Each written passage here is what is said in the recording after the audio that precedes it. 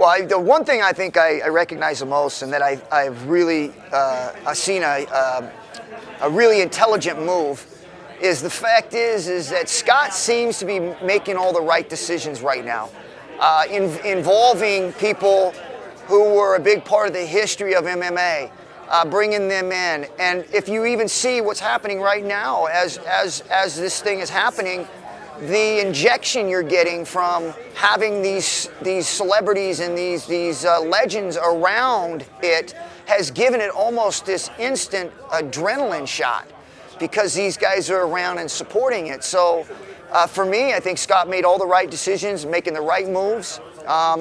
And I tell you, if we keep going in this direction, then I think that the best thing in the world that could happen right now is for Bellator to rise up and compete with the UFC, and in a good way, not a bad way, in a good way, so that fighters have options to be able to negotiate and be able to go where they want to go, and for their best careers, and not have to be stuck in one place.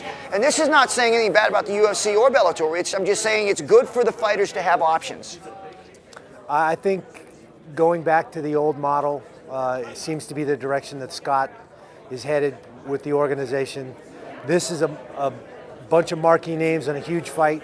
Maybe not the big arena show that we know Scott for, but still a great venue and a great fight card.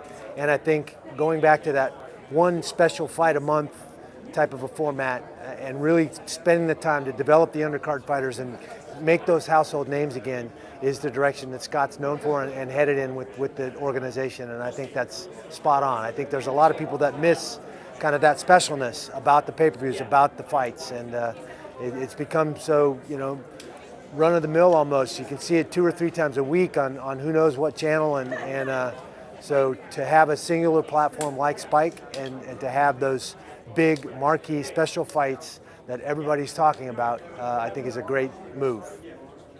I just think this sport's just going to grow bigger and bigger and bigger. They have the right guy doing the right job. Scott Coker is amazing. He did an amazing job with Strikeforce, and it was a force to be reckoned with. That's why UFC bought it. UFC don't have an opportunity to even buy Bellator. So now it's just what Scott Coker is doing so far. We already see, we got Royce Gracie, Randy Couture, Ken Shamrock. These guys that were a huge part of mixed martial arts as, the Mount Rushmore of MMA, to have them here, and Scott Coker's know what he's doing to give back to the fans. Fans don't have to pay to come in here and see their favorite fighters, which is an amazing job by giving back, and that's what Scott Coker's doing. And I knew he was going to do it. When they said they signed him, I was like, okay, cool. This business is going to be saved. So I'm really happy with the opportunity that Scott Coker's bringing to all of us. Great fights, momentum, higher ratings on the viewership ratings, and good fights, knockouts, everything. It's going to be exciting. 2015 is going to be the year of Bellator.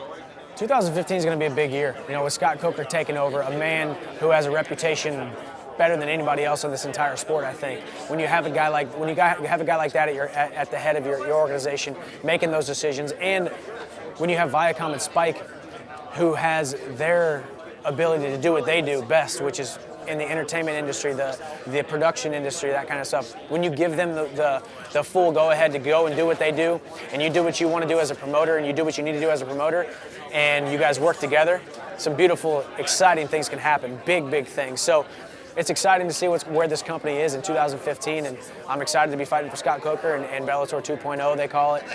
So we'll see what the future holds. I'm excited. We're going to get away from the tournament format, or going every week. We're going to take a step back. We're going to stack our cards, but we're going to do them once a month, and we're going to put on championship fights. And then 4 times a year, we're going to put on our big tentpole events in big stadiums. We'll definitely be back to St. Louis, but we'll definitely be up in San Jose. We'll definitely come back to San Diego or Orange County, depending. Sometimes the venues aren't available. We'll definitely want to have a stronghold here. And then we're definitely going to go back to the Mohegan Sun and have a stronghold with the Mohegan Sun Casino. They have a beautiful venue there, very good to us, and we're happy to promote there.